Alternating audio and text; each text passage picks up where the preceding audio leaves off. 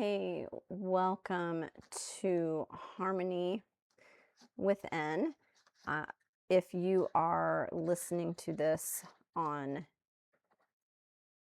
YouTube, the new podcast is called Aligned Woman on YouTube. So, Harmony Within on Spotify, Aligned Woman on YouTube. I am your host, Lisa. Each week we explore the Aligned Woman method, focusing on the intersection of strength, movement, and intentional living. We're moving past perfection to find the rhythm that works for your unique life, blending science-backed movement with a mindful, grounded approach to your body, mind, and soul. So let's get into today's episode. So again, welcome back. Last week, we talked about the first pillar of the Aligned Woman method, movement, specifically moving with your body, not against it. So if you missed that episode, be sure to go check that one out. Today, we're going to dive into the second pillar, nourishment, and how to eat in a way that actually supports your energy and your hormones rather than disrupting them. This is not diet advice or a rigid meal plan. We are talking about nourishing our bodies in a way that supports, not restricts. Diet culture has a way of breaking us, and it simply isn't sustainable. When I started my journey to better health, I listened to what everyone was saying. Cut calories, track your macros, eat fruits and vegetables, eat lean meat. But what I found was not healthy. I was bloated, I was soft despite working out, and I was always hungry even though I was eating 3 meals a day and healthy snacks in between. I was doing the right things, but it was working against my body's hormonal and energetic needs. So if you are eating salads, lean meats, but you still feel drained, consistently hungry, the problem isn't your willpower. It's that it's what you're fueling your body in a way that doesn't actually support your unique design.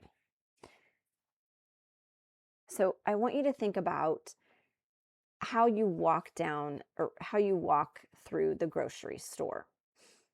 See, I used to walk down every single aisle, not paying attention to what the ingredients said, or what the packaging said. I was grabbing the fast, easy to prepare meals and realizing that that was not healthy for my family. So then I meticulously started looking at everything that was being said, like everything, the ingredients list, what the packaging on the box, the low fat, low calorie, no high fructose corn syrup. Say that 3 times fast. I was putting items in my cart that society were saying that by society standards were healthy, but I ended up staying stuck, and I dreaded going to the grocery store. Well, most of us know the food pyramid or the MyPlate, right? So, like the food pyramid, disclaimer, this is where we might get a little on the science side, but the pyramid was originally released in the 1990s as an educational tool to simplify the nutrition guidelines and help prevent chronic disease. That was replaced by MyPlate in 2011 to show portion sizes. So the pyramid prioritized grains, vegetables, and fruits. That was the bottom sections of the pyramid, the biggest pieces. While MyPlate shifted to more a plant-based approach, prioritizing vegetables and fruits. The reality is the pyramid and MyPlate was actually contributing to the raising rates of obesity, diabetes, and heart disease. Have you ever felt like you were doing everything right, everything the experts told you to do, but your body was still screaming for something else? Yeah, I've been there. The experts weren't helping us. They weren't trying to hurt us either. They were just misinforming us. In all of the right things that I was doing, I was getting frustrated by still not feeling healthy and feeling more sick than anything. So I took a step back.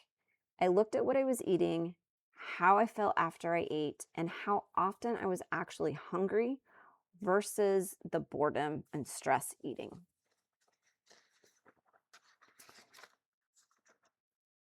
And with this audit, I figured out that my body thrived on eating beef, butter, bacon, and eggs. Now, I'll explain all of that in a minute, and it's not what you think. I experimented with eliminating foods for 30 days and then adding them back in, and what I found was profound.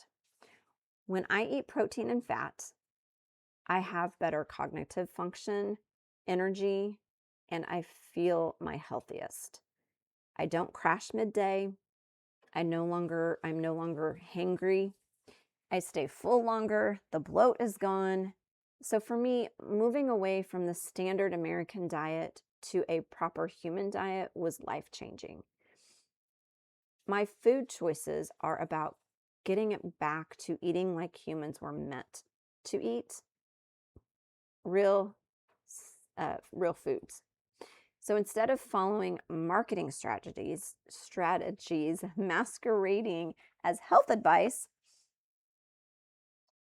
I was making sure to prioritize protein and fats like butter, olive oil, beef, poultry, and pork above everything else. This is what I found that not only supports my body, but also fuels it without the yuck factor. It's not a strict diet. I do eat some fruits, I do eat some vegetables, I do eat a little bit of bread. And I've been eating this way for the past 4 years. Now, I don't share this to brag. I don't share this to advise. It is just I share it because I know that, I'm sorry. I share this because I want you to know how much power you have over your own health by simply changing your fuel source. So, what do I actually eat in a day? What does healthy eating look like for my body? Well, mainly, I don't eat at traditional times. I only eat when I'm hungry and I stop when I'm full. Sometimes that means my first meal is at 9 a.m., even though I'm up at 5 a.m. Typically, it's 25 grams of, it's yogurt with 25 grams of protein. Sometimes it's bacon. And it is not the turkey bacon. It is real 100% pork bacon, because turkey bacon really is not bacon. Lunch typically consists of hamburger, chicken, maybe I'll throw in some olives because I like olives, some yogurt maybe, or some cottage cheese, something like that. Dinner is typically hamburger, steak, chicken. As I said, I only eat when I'm hungry, I prioritize protein, and I stop as soon as I'm full. I no longer snack between meals because I stay fuller longer.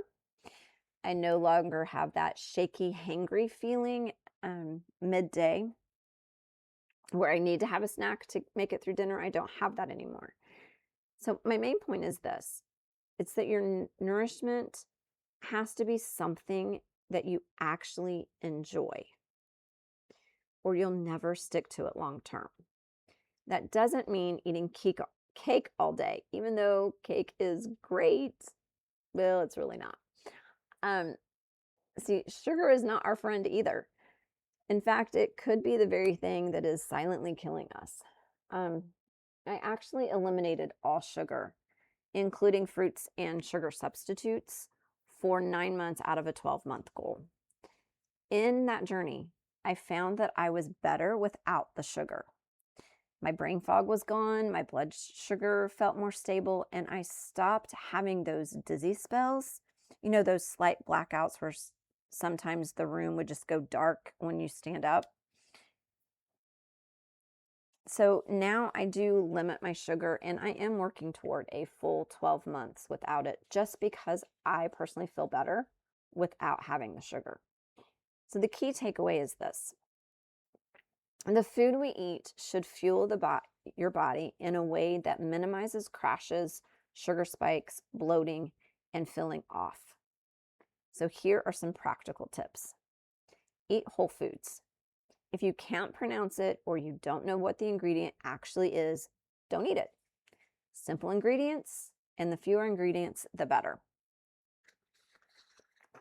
Remove processed foods. Now, these are the ones that are typically found in those middle aisles of the grocery store. Prioritize protein first. Aim for 30 grams at every meal. Protein is the main item on your plate. Fruits, vegetables, and grains, those are your smaller items. So protein's your biggest portion. Everything else is lesser. Fueling your body in a way that supports your activity and goals is more important than counting calories or macros, and it removes the stress of dieting. But here's the thing. Even when we are moving well and we're fueling well, if our nervous system is stuck in fight or flight state, we will still feel like we're spinning our wheels.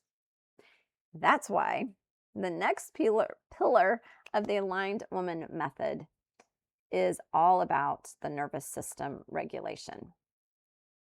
And it's often the missing piece for women who feel stuck despite doing everything with their diet and exercise. And when I say diet, that means your food choices, what you actually choose to fuel your body. So join me next week as we dive into why your nervous system is the secret key to unlocking your full potential. And if you want to learn more about the Aligned Woman Method or have a discussion on ways to improve your health, let's talk. I'll include a link to schedule a free clarity call in the show notes. So until next time, breathe, move with intention, and take care of yourself.